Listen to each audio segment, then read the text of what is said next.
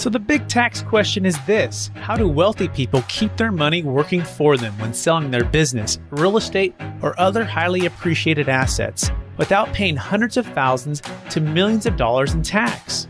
What if we, as business and real estate owners who have poured blood, sweat, and tears to growing our wealth, and who didn't hire expensive tax attorneys and CPAs to map out an exit strategy, knew their secrets?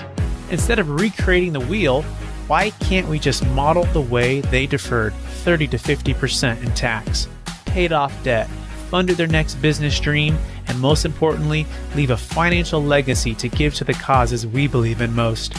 What if their secrets weren't complicated at all, and you just need a guide who is a few steps ahead of you? That is the question, and this podcast will give you the answers. My name is Brett Swarts, and welcome to Capital Gains Tax Solutions.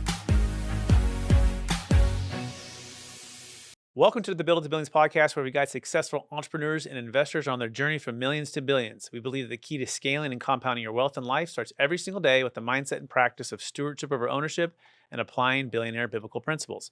Our ultimate goal is to help you scale, compound your wealth and life so you can give more or all of it away to help MVPs. My name is Brett Swarts, and today I'll be your host. I'm excited about our next guest. We're going to be talking about entrepreneurship. We're going to talk about leadership, life, scaling companies, maybe even dip into AI and a number of other types of interesting topics in today's conversation. I'm excited about our guest. He is a serial entrepreneur with over 30 years of experience, several 8- and 9-figure business exits, and a passion for helping others create lives of financial independence, meaning, and balance. Please welcome to the show with me, Mr. David Guttman. David, how are we doing? Brett, thanks for having me. Hey, grateful to have you here today. Thank you for taking the trip from Miami to St. Augustine, Florida, where we're shooting today. For our listeners to get to know you for the first time, would you give us just a little bit more about your story and your current focus? So, I grew up in Long Island, New York. Went to Brown undergrad, was a computer science major. We were talking about it off camera before, but I was actually specialized in AI back when AI was not anything like it is now. And then I had watched my dad start a software company. He effectively had written kind of like the first AI. It was like computer programs that wrote other computer programs when he was in his late 20s, and it eventually IPO'd. And I saw him get, ultimately, he still did fine, but he got pushed out of his company, lost control of his company. And so I always knew I wanted to be an entrepreneur. So I did software development and managed software developers for a few years, went back and got my MBA. And the reason I did that was I wanted to learn from my father's mistakes. What I've learned was it's okay to be bad at things in business, but it's the kiss of death to think you're good at something you're bad at. So I wanted to make sure that I knew enough about every functional area of business that no one could ever bullshit me about anything. I didn't have to necessarily be an expert in it, but I needed to know enough about whether it was HR, operations, finance, accounting, strategy, whatever it might be, that I would know enough that I couldn't at least be bullshitted. Okay, this is good. Let's going back a little bit too. When you were younger, growing up, like key strengths or gifts. I believe we've all been given certain gifts, and they're given to us to be a blessing, help to others, and they just kind of come naturally for you.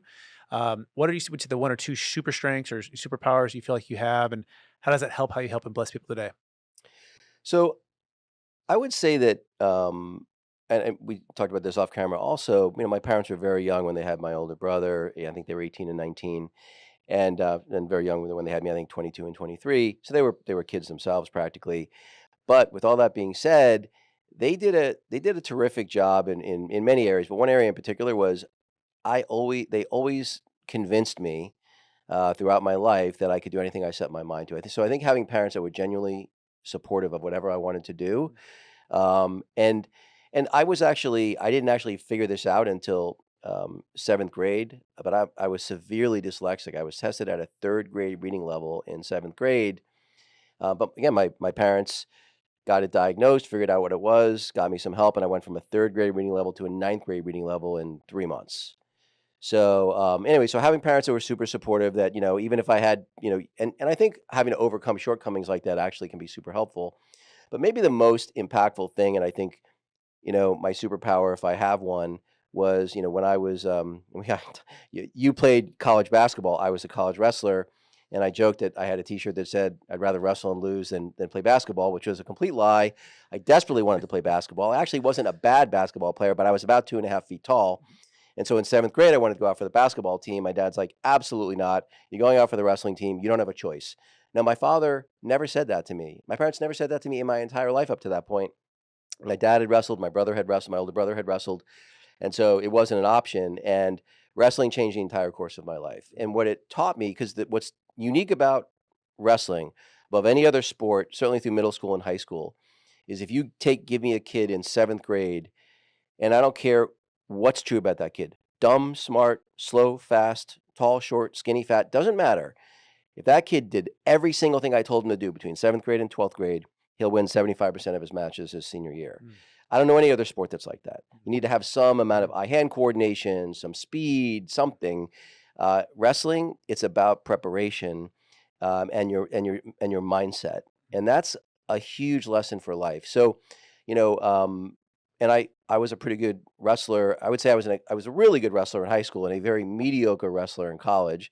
I wrestled Division I, and that was a very humbling experience. Mhm. But it did teach me about how much discipline and incremental improvements can solve almost any problem, and I've sort of applied that throughout my whole life. Speaking of wrestling, jujitsu, and we've talked Yeah. about a little this before the show as well. Talk about the little bit the differences there, and talk about the cerebral type of sports that most people maybe miss out on when they're looking at different sports to do for kids. Yeah. So I would say that uh, I would say wrestling can have a somewhat cerebral component. One of the best guys on my high school team could barely finish a complete sentence, had about 14 brain cells, and knew 3 moves. But he was an absolute animal, and I think he took 3rd in state, right? So you don't have to be smart to be a great wrestler. I think you have to have a certain level of intellect to be great at Brazilian Jiu-Jitsu. It's a very even though it's very physical, it's much more mental and mindset oriented. So for instance, you know, you've had this experience, I'm sure, but when someone's getting close to choking you out, being able to remain calm, understand your position. So it's a combination of being able to problem solve and be able to problem solve under duress. And again, a lot like life and a lot like business, Mhm. right? Is being able to problem solve and be able to problem solve under duress. And I would argue, and it's funny, years ago when I was doing a startup, one of my requirements was I wouldn't hire anyone until they did a workout with me. Mm. So I required every single person we hired to do at least one workout. I was doing CrossFit at I the time. absolutely love that. By the way, here's what I think about jujitsu on those things. So I think it's a grit factory, right? So for kids, I have my 5 kids are all in jujitsu. I'm in jujitsu, and I watched them go in there, and I knew right away it was the best thing for them because it's like I had a little grit meter, and I could see it every day getting like a 0.5% bigger. And I'm like, and they'd be pushed to their limits, but they'd be supported, and they do it in a way. At least the place that we go to, it's like it's encouraging. It's together, the community aspect of it, right? Hmm. Even just the humility of tapping out when knowing when to tap out, right? And then learning how to like you said, yeah, how to breathe, right? And how to one of the things I'm learning right now is if your head is off to the side one way or the other, you lose 60-70% of your strength in like your upper body, right? And I can't help but think about life and business and entrepreneurship, right? Where, if you're not centered in certain places, you're going to lose like 60-70% of your effectiveness, right? And so back to that point though, when you're under pressure and the things are happening, like how do you get back centered? So what's been your secret to make it so you stay centered, especially for big business decisions, entrepreneur decisions, leadership decisions? I mean, like I said, the having gone through the fire of, I mean, because the thing about wrestling, and I would argue any weight class oriented combat sport where you're having to cut weight. I mean, the combination. I mean, I wrestled. My walk around weight in college was 155, and I wrestled 134. So I was a big between 132 and 134 the whole season. So I'm cutting 22 pounds roughly a week from November through March, from the time I was 13 until the time I was 22. The amount of discipline, and at the same time that you're doing that, you're really, really, you know, harming yourself is really, Hmm. if you're being honest, Hmm. right? And you're not even drinking water sometimes, you're super dehydrated. It's not a good way. And at the same time, you're in a fight with somebody. You're Hmm. doing, you're working out all the time. I'm cutting all this weight. I'm working out 5, 6 hours a day. So you go through that for 12, 13 years, something, something pops up at work, it doesn't seem like that big a deal. I'll give you one example. So when I don't know if you know who Dan Gable is, but so he was a head coach. So he was a undefeated 3-time state champ, I think, in high school, 2-time, only lost once in college, 2-time national champ in college, gold medal winner in the Olympics. In fact, no one even scored a point on him. He then became the head coach at Iowa, and I think they had something like 140 All-Americans, 15 national championships as a team, and some crazy number of individual national champs. Um, he had a wrestling camp back then, and it was Dan Gable's Iowa Intensive Wrestling Camp. It was known as the most difficult camp in the country. You would go to jail for the things they did to us. And by the way, is that the gentleman who picked all these guys to the Olympics? Like they'd go there for seasons on end, and he'd make Olympians. Is that the same guy or different? So a bunch of his wrestlers like won medals in the Olympics. He probably had at least 6 or 8 silver or gold medal. Like so, Tom Brand's won a gold medal, I believe, and some others. So yeah, a lot of his. So you went to these camps. So I went to his wrestling camp between my junior and senior year of high school, and so I had childhood asthma, and anyway, we had 4 practices a day. They tortured us for 30. It was a 30-day camp. They tortured us, and like one kid was 5 minutes late for curfew. They had him chase a car for the whole night, and every time they honked the horn, you had to sprint, and they did that from like midnight until 6 a.m. Like I don't, anyway. So there was they woke us up at 5 in the morning to run 25 miles just as a 5th extra practice because the other 4 weren't going to be enough. And they said, you should be grateful that we're doing it at 5 in the morning when it's still dark out because it was in July, really hot. Yeah. So we run the 25 miles. I come back and I'm really having trouble breathing. So I go to the infirmary. The doctor gives me a note that says no activity. So I give the note to the coach at the next practice, and he looks at it like he looks like I spit on him. He's like, he looks at the note and he's like, okay, you're going to do 2,000 push-ups during practice. I'm like, huh? I'm like, last I checked, I thought push-ups were activity, but apparently not. So there's another kid who had his arm broken, from something the day before. He's in a cast. And he says to the kid, you're going to count the push-ups. You're going to put your hand under his chest. And if his chest doesn't touch your hand, the push-up doesn't count. And if I see you count one push-up that didn't touch your hand, I'll break your other arm. I mean, it was insane. Anyway, so when you started the camp, they gave you 1,000 points. And you would lose points for everything. Like, you didn't run fast enough, you didn't wrestle hard enough, whatever. If you didn't have 750 points at the end of camp, you wouldn't, it's going to sound silly, but you wouldn't get this T-shirt that says, I did it, Iowa Intensive Wrestling Camp with the year. This year was 1983. And there were kids that had like 740 points that were in tears, okay, that did not get this freaking T-shirt, right? T-shirt.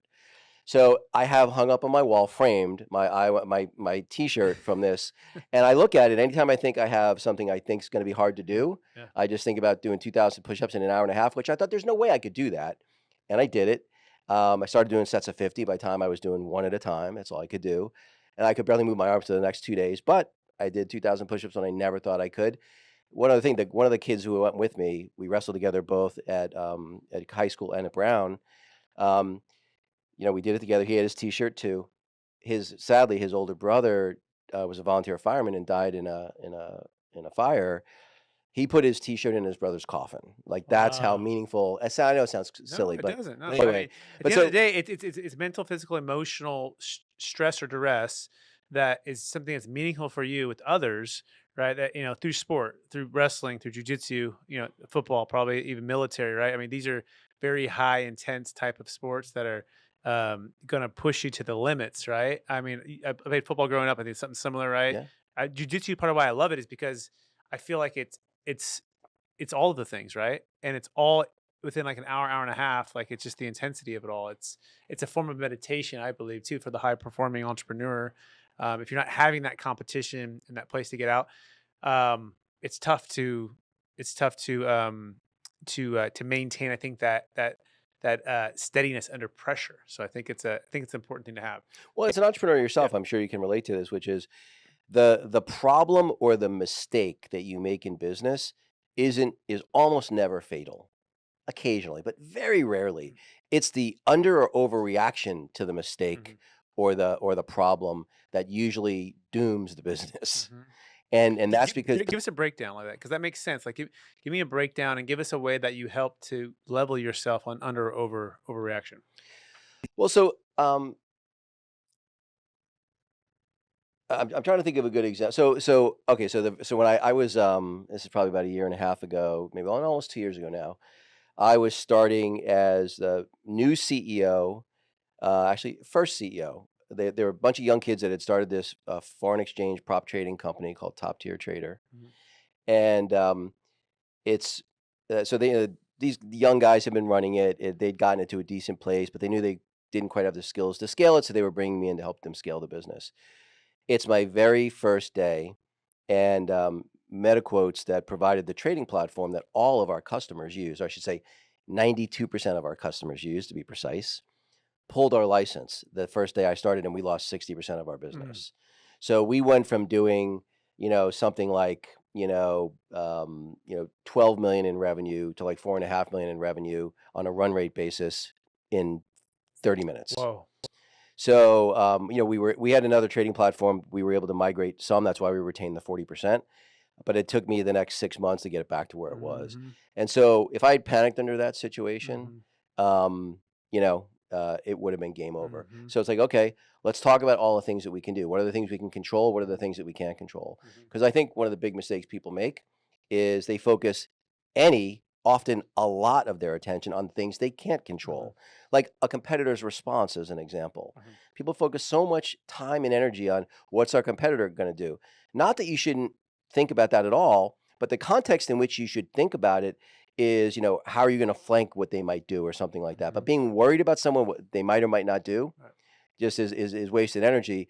And again, make the whole list of all the things that you can't control and Mhm. put a line through all of them, and Right. then focus on all the things you can control, Mhm. because those are the only ones that matter. Yeah, and I think going back to that list, right, and reminding yourself, "Hey, I can't control this." Like, why? Because your mind is gonna and your emotions can naturally go back to those fears, right? Yep. And choosing faith over fear, and being able to say, "All right, here's what we can control. Here's what we can't control." And let's remind ourselves what we can control. Let's focus on the control. Is that a fair summary?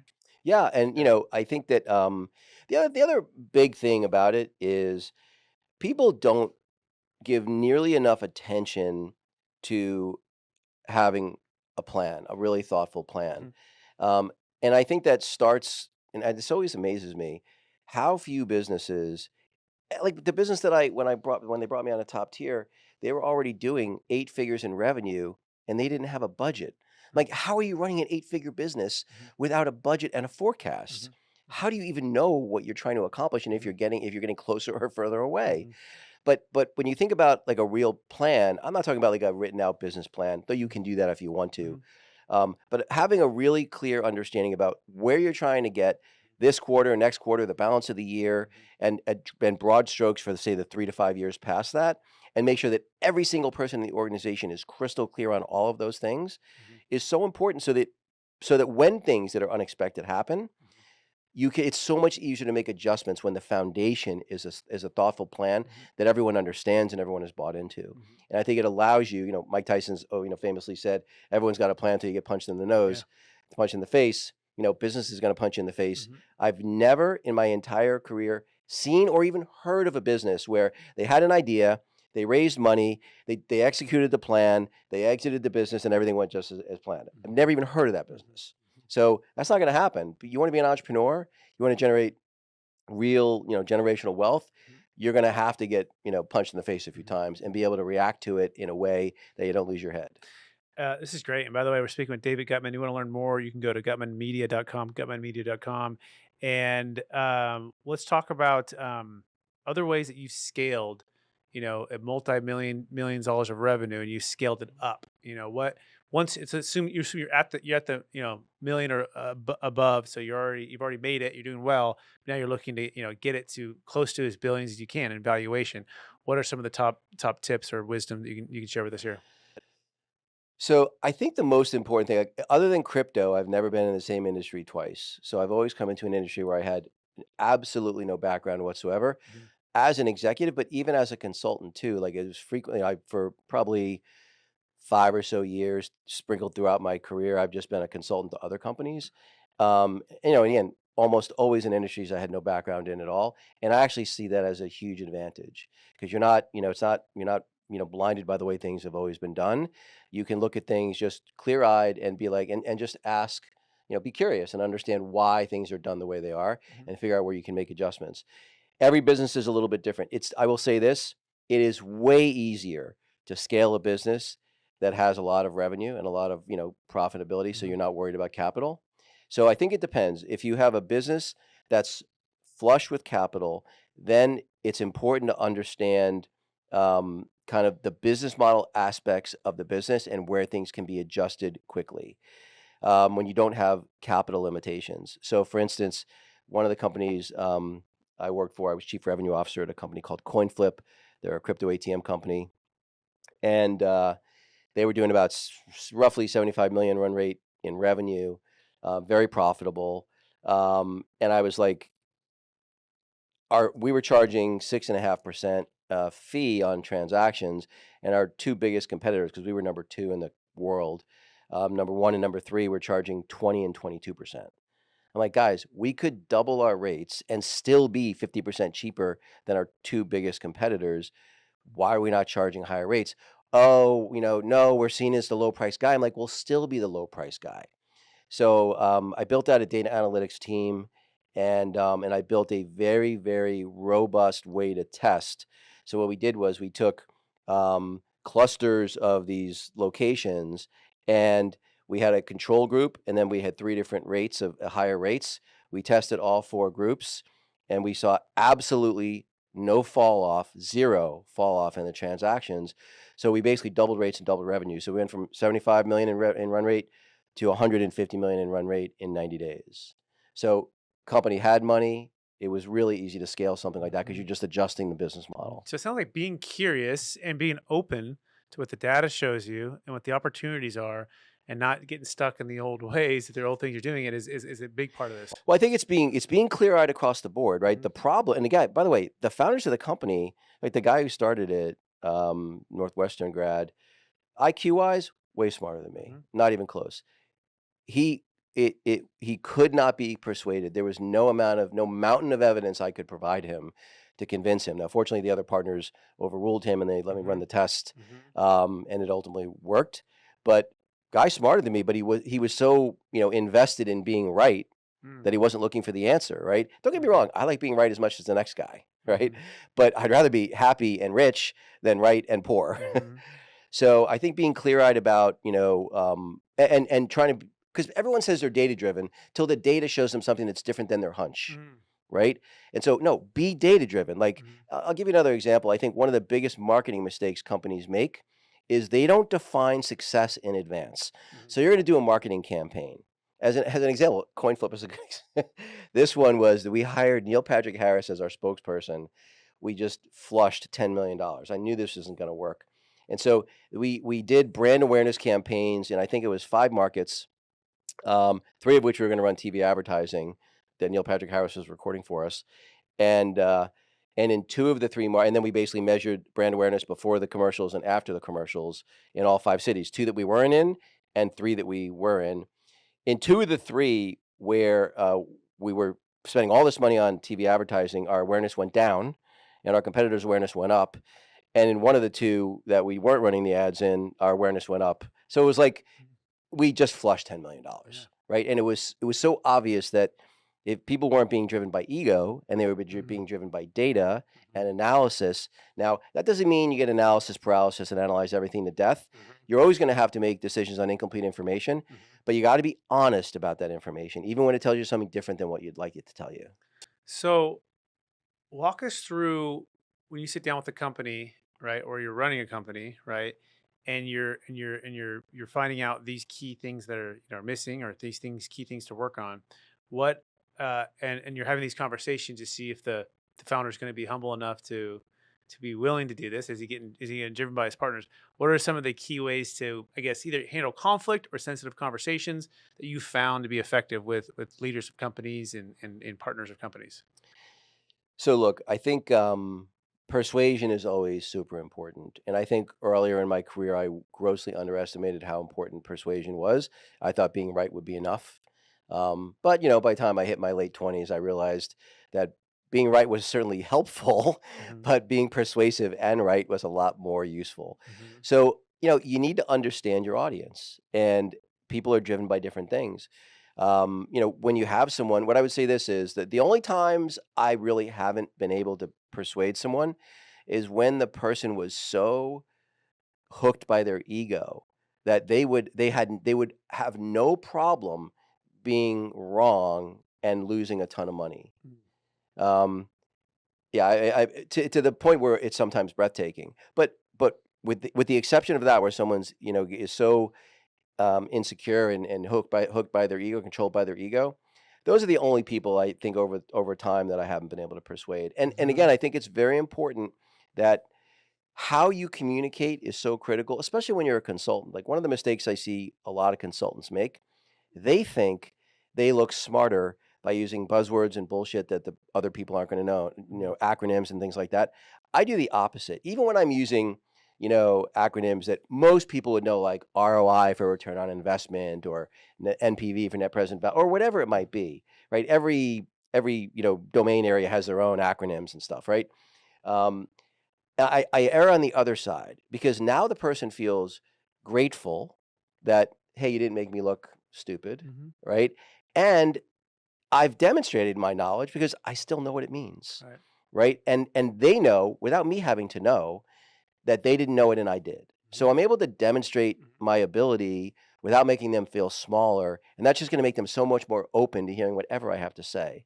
So whenever possible, I don't know if you know who Sam Harris is. Really smart guy, always uses these like, and I've got a pretty good vocabulary, and I'm looking up every fifth word. I'm like, what? Like when there's two words you can use, one almost nobody knows, and the other one everybody knows. Use the word everybody knows Hmm. instead of trying to look smart. Just be smart. Yeah, I love it. Talking about persuasion, so secrets to persuasion, right? That's what I'm thinking about. One of the most impactful books I've read recently, and more so the master class, is The Art of Negotiation. Chris Voss, Never Split the Difference, right? I love him. So he talks about labeling emotions, mirroring, right, and anchoring, and really it's the art of communication, right? And he says the art of negotiation. I think persuasion, negotiation, communication. So what have you learned about the way that that type of style, and what do you like? And is there anyone that you find is dynamic and is simple? Because by the way, I've read negotiation books in the past, and it's just like what you said. They get so way up in here in the clouds. I'm like, just make it simple, And I feel like Chris has done you did a great job of doing that. So anything that comes back Chris on is fantastic. it? I've read at least two of his books. Don't Split the Difference is a Mhm. great book. And I've also watched a lot of his podcast. Yeah. I Yeah. think most of the podcasts he's been on. Mhm. And I've really enjoyed it. And I think his style is fantastic. Mhm. What he's basically doing, whether you're talking about, neurolinguistic programming, again, Mhm. people say NLP, say Mhm. neurolinguistic programming, Mhm. right? Yeah, right. Don't say NLP. Right. Not everyone will know what that means. Um, anyway, whether you're using something more sophisticated like neurolinguistic programming or, more simplistic, mirroring or whatever it Mhm. might be, ultimately what you're trying to do is you're trying to build rapport. People want to do business, and let's use purchasing from someone. People buy from people they like and people they trust. Mhm. People date people they like, people they Mhm. trust. And so ultimately, you want to be likable and trustworthy. Mhm. And so you want to be persuasive, be likable and trustworthy. Mhm. Do everything humanly possible to be both of those things. Mhm. Be helpful. Be fair-minded. The golden rule. It's stunning to me how frequently people think it's okay to treat people differently than they would want to be treated. And I'm like, I just can't wrap my head around how you think that's a good long-term strategy. Mhm. And yet I see people do it all the time. Mhm. It's very frustrating. Absolutely. And the the one part I like about what Chris talks about, he says, mirror, and by mirroring, I used to think it was like, the body language or such, but it's more so like the last couple words someone just said, right? It's actually kind of what it is, the Mhm. way he defines it, and then labeling the emotions to help part of the brain relax to make sure that the other person knows that you heard what they just said, right? So it sounds like, it feels like, it seems like, Mhm. and then what is the meaning or what was the impactful thing that they were trying to communicate?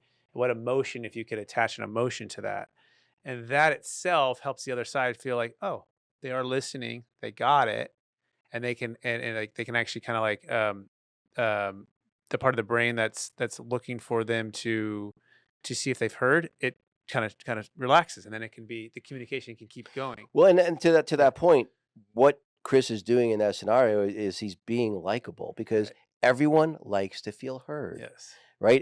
And if there's nothing more frustrating when you're having, let's just say you're having an honest disagreement Mhm. about a business strategy, Right. what you're supposed to charge, a price for a product you're Sure. thinking about launching, whatever it might be, and you're having an honest disagreement. There's nothing more frustrating than if you don't think the other person even hears your point of view. Right. But if the other person can perfectly articulate, so Dave, what I hear you saying is da da da da. I'm like, yeah, that's exactly what I said. You know, how now I can hear what they're saying Correct. with a full understanding of the fact that they absolutely heard what I'm saying. Yes. There's no miscommunication. Yes. I should respond in kind. Right. And so that I understand their point of view. It's like um, a therapist, you know, years and years ago once said to me, this is actually when I was going through my first marriage. Um, she said, Dave, even if it's 99% your wife's problem and 1% your problem, It's your focus problem. on the 1% that's yours, that you have 100% control over, Yeah. and ignore the 99%. I promise you, if you do that, you have a way higher probability that she'll focus on the 99% that's her. And great advice. Let's shift to momentum. Yeah, by the way, great advice. Absolutely great advice. And by the way, if it's 1% your problem, guess what? It's all of your problem. Exactly. When you're married, it's together, right? You gotta it's Exactly. 100. Momentum. So how have you found the best way to create and sustain momentum within companies? So I think you have to do a couple things. One, you've got to create a very clear and inspiring vision. And this is one of the things. If you read, if you actually, I don't know if you've ever read Steve Jobs' autobiography. He wrote Walter Isaacson wrote his and also Elon Musk's. I read them both at the same time, and I would like read 2 chapters from one and then 2 chapters from the other. What's interesting about Steve Jobs is, especially in his first stint at Apple before he got pushed out and before he came back, he was a terrible business person. I mean, his business decisions are so horrendously bad, it's fairly shocking. Now, he did way better the second time he came back.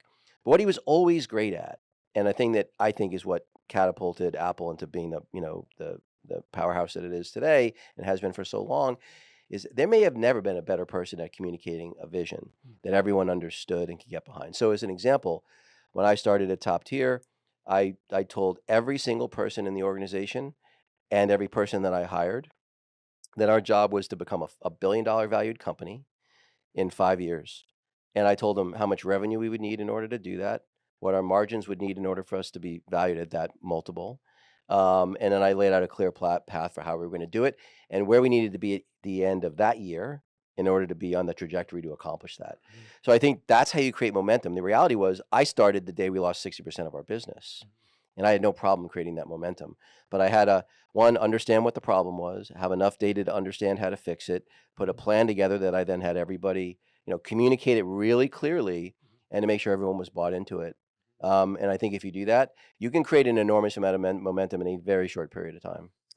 I love how you simplify that, right? So, A, this is clear where we're going in 5 years, right? B, here are the margins it's going to take to get there. C, here's the revenue. Here's and the breaking down the number of sales, number of closes, right? All of that detailed, right? And then, how do you keep that, or what was your strategy? So it wasn't just you with the microphone, but it was repeatable throughout the organization. So is there any strategy to get your leaders to say the vision, to live the vision, like anything, any tips on that? So indirectly, yes. So let me have one point of clarification about the goal. So it wasn't just enough because here's the other thing, right? In most companies, most people, and even people that are relatively sophisticated, okay, you say, hey, I want to be $1 billion valued business. Well, what kind of revenue or EBITDA multiple would you need to have? So, okay, I think you could sell for 4 times revenue, assuming your growth rate's above 50%, and your margins are above, gross margins are above 50%. If those are all true, and you control your IP and you've got some tech you control, if all of those things are true, then you can get that 4 to 5 times revenue multiple. And that means our revenue would have to be 200 million. Okay, right now our revenue is 20 million. So so how do we 10x that over 5 years, right? And then so that they need to see that it's not just some bullshit thing, but you've connected the dots. I make sure that, and this is probably a little bit unorthodox, but every business that I run, every employee knows how to read a P&L. Mm. And I show the P&L to every single employee every single quarter. And then what I do is I show, hey, here was the budget. Here's what we said we were going to do. Here's what we did. Where were we better? Where were we worse? So when I'm saying here are the changes we need to make, it's based on the shared vision of the $1 billion exit. And the other thing I do is, again, whenever this is my decision, 100% of employees have equity in the business. 0.1% of $1 billion business is $1 million. $1 million is life changing for most people. you can every employee can have 0.1% of a business unless you have some crazy number of employees. If that's the goal of building a $1 billion business. Mm-hmm. To the question you asked, that I didn't exactly dodge, I'm coming back to, how do I sort of get people to parrot the same things? I think people, and I underestimated this early in my career, about how important core values are to an organization. So what I've done at the last 3 or 4 companies that I've run is I've made sure we had a set of core values. I try to never have it be more than 4. And actually I have 2 sets of core values, one that are internal and one that are external. Mm-hmm. External core values are what we use to decide who we're going to partner with. Things related to externalities to the business, right? The internal core values are how do we hire, how do we promote, how do we reward? And so if you have more than 4, no one's going to remember them. And so what I do is I have the company. So I usually, come up with a directional idea about what I think those core values should be, with some input from my executive leadership team. We then put it out to the entire organization, so everyone has some input into finalizing them. And it isn't just the word like, integrity or something like that, but often there's like a sentence that comes behind that. So everyone kind of gets bought into those 4 core values. And then the other thing that I've done and this, someone else had this idea and I've just stolen it and replicated it every company since, is I have an award for each of the 4 core values. So as the CEO, I always award it in the first time it's awarded. And I pick 4 individuals, one for that best demonstrated, in my opinion, the demonstration of that core value. And then it's that person's responsibility over the next quarter to decide who they're going to award it to. They're not allowed to award it to their boss. And the strong preferences, they award it to someone outside of their functional area. And so that gets the cross-pollination of it. It has everyone sort of remaining focused on those core values. Those are things that allow companies to scale, is because it helps keep everyone sort of locked into what we're going to do, how we're going to do it, how we're going to get there, that it's doable. And because when people see that it's not just some bullshit that leadership is saying that they don't believe in at all, it's something that was broken down to them, explained to them in a way that a 5th grader could understand it and that they could get excited about. David, this is so good. Let's talk about your book, and then let's go into the lightning round. You ready?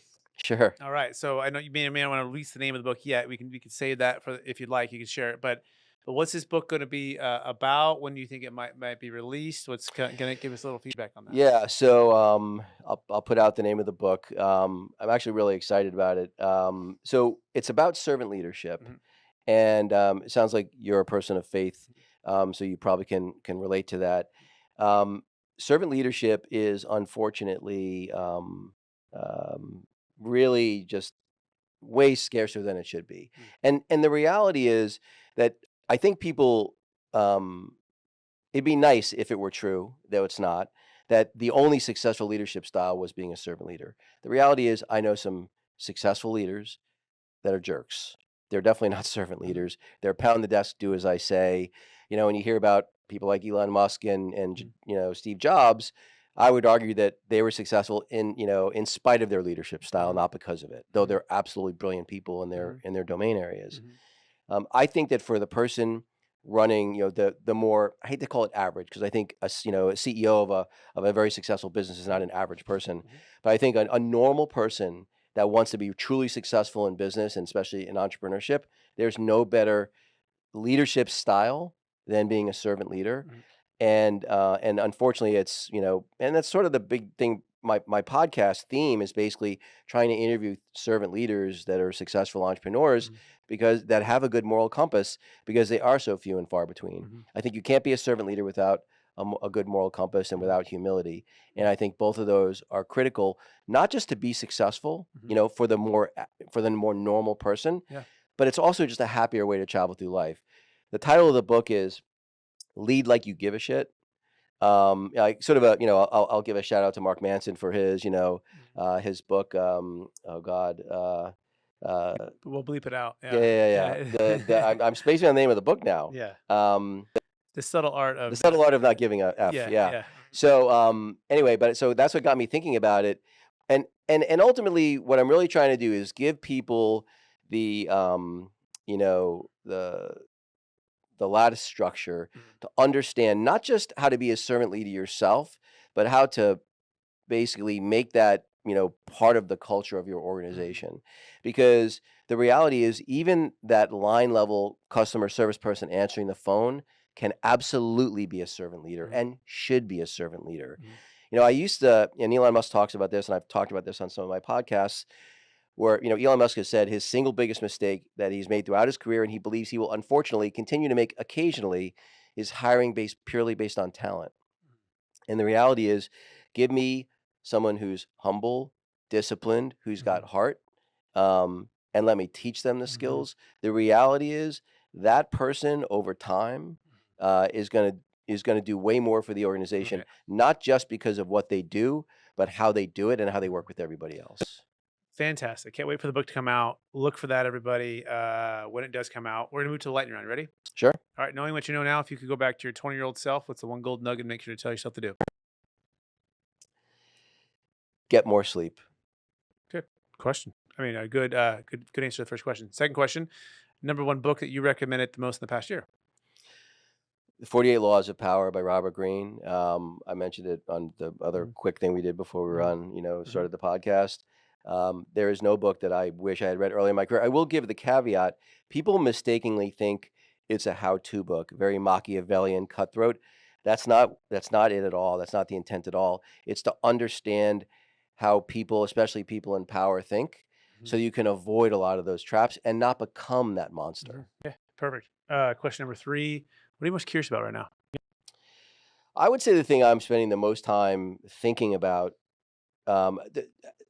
in this order: AI number one and crypto number two. I mean, I'm actually going to the Bitcoin 2025 conference next week in Vegas. Super excited about that. Yeah. I was fairly 2015, somewhat early adopter, I guess, in Bitcoin. I'm a Bitcoin maximalist. I think what Michael Saylor's doing at what used to be MicroStrategies, now Strategies, is brilliant. I think if he's basically like Michael Milken created junk bonds, he's created all these other financial instruments that heretofore before was like no one even thought about. So those are the two things I'm most curious about now. No, that by the way, if you're looking to exit massive Bitcoin, I'm your guy, right? It's on my list. Okay, capital gains tax, which is plug here, right? If you have massive Bitcoin business, real estate, and you have huge capital gains taxes, you don't need to move to Puerto Rico. You can actually defer all the taxes. You go to capitalgainstaxsolutions.com, everybody, to get started today. You got to set it up before you exit. We can help you buy Bitcoin, defer it, and go back and buy it again when it dips, and keep working your way up. So even if you're a maximalist, like our good friend David here, you can have the best of both worlds, right? So don't get caught not selling when you want to sell. Defer the tax using our strategy. Go to capitalgainstaxsolutions.com. Okay, cool. That was a free plug. Yeah. Next question.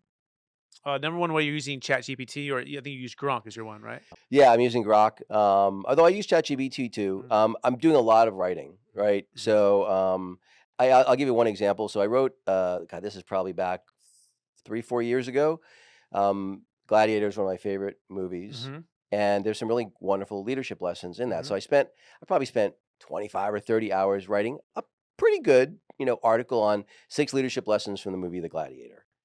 And anyway, so felt pretty proud of that work. Anyway, so then I had the idea, because my daughter turned me on to the TV show Ted Lasso, which I also really liked. Like, oh, I should write a similar article based on Ted Lasso. So I actually had started to write it, and I stopped myself like one paragraph in, and I said, wait a second, let me feed AI my Gladiator article and say, write me one about Ted Lasso, okay, in the same style as my Gladiator article. And it freaking nailed it. I almost fell off my chair. Like, it was like 90%, and it was done in 60 seconds instead of the 25 or 30 hours I spent. I spent maybe 30 minutes, making some small adjustments. It was ready to go. Right. I mean, it blew me away. That's incredible, right? Yeah, taking what you've already created, spent so much time into it, and teaching the AI, right, to do it in that style, and then just snap, and it's done in 60 seconds, just about. Absolutely, yeah. It's changing the world, right? I mean, Yep. it's incredible. Okay, so that's AI. I like that. Second to last question. Number one leadership quote or theme that you strive to live by.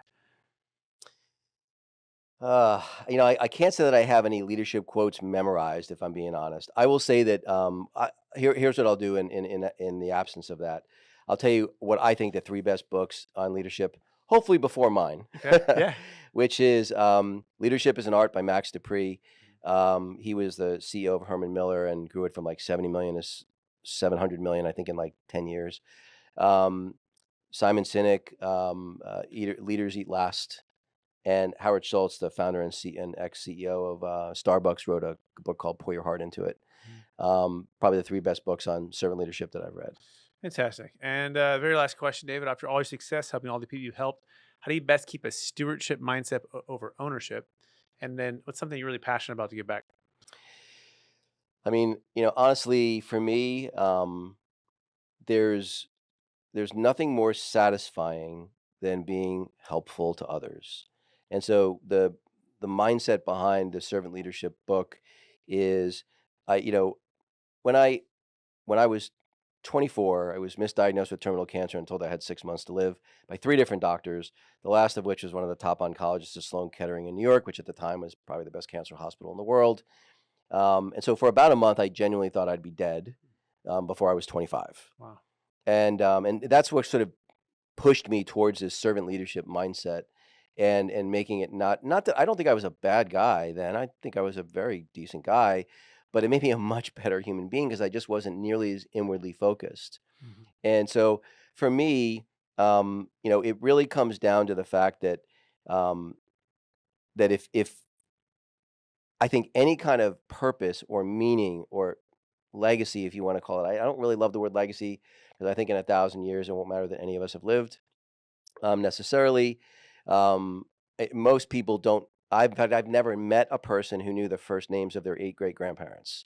So if you don't even know the first name of people you're directly descended from by a couple generations, to think you're going to have any real legacy when you look out 1,000 or 10,000 years seems silly. But I do think any meaning or purpose life's going to have is going to come from service to others. I think it's just a happier way to travel through life. And so that's really my mindset, which is, and when I had that cancer misdiagnosis, what I had decided at the time that I think was a mistake in hindsight was I decided, you know what, I could try to make a very small impact on the whole world, which is kind of how my mindset was at the time, or I could make a much bigger impact on the people in my circle, my friends and family that I'm closest to. And I made probably for about a 15 or 20 year period of time, decided that's where I was going to focus my energy. I think in hindsight, that was a mistake. I think that through things, like writing books and having a podcast didn't exist back then, right? The internet didn't exist back then. That now all of a sudden the ability to have much bigger ripple effects and impact a much broader set of people is so much greater now. And that's how I want to spend whatever time I have left. David, it's been an absolute pleasure on the show. I want to just thank you again for making the trip to get here. I want to thank you for sharing your wisdom with us. I want to encourage you to keep using your gifts of belief and instilling confidence in others, just like your parents did for you, as well as the tenacity of wrestling and effectiveness and preparation and mindset. And also, I think the other one is, remaining calm under pressure, right? And helping to instill in others that you help to consult with or lead or inspire. So just thank you for being on the show. Thank you for sharing your heart. I also want to thank all of our listeners for listening to another episode of the Build It to Billions podcast. I want to encourage you to get with David and look for his new book that's going to be coming out really soon here by going to guttmanmedia.com. It's guttmanmedia.com, Guttman media.com. And it's David Guttman. You can find him on all the social medias and all the different things. And hey, we're on this journey with you from scaling from millions to billions. And we want you to continue to be challenged every time you listen to this podcast. Please share it with somebody. We want you to be able to give more all of it away for yourself, for your family, for your community, for the things you believe in most. And David is a great inspiration for us today. Of course, if you have a big exit coming up, a massive capital gains taxes, definitely go to capitalgainstaxsolutions.com to get started with that. Hey, appreciate you listening or watching, and we'll talk to you again real soon. Bye now. You have just listened to another information-packed episode of Capital Gains Tax Solutions with Brett Swarts. We hope you enjoyed today's show and found it helpful. Visit capitalgainstaxsolutions.com to access the show notes and to access more resources. Don't forget to leave a review and join us again next time.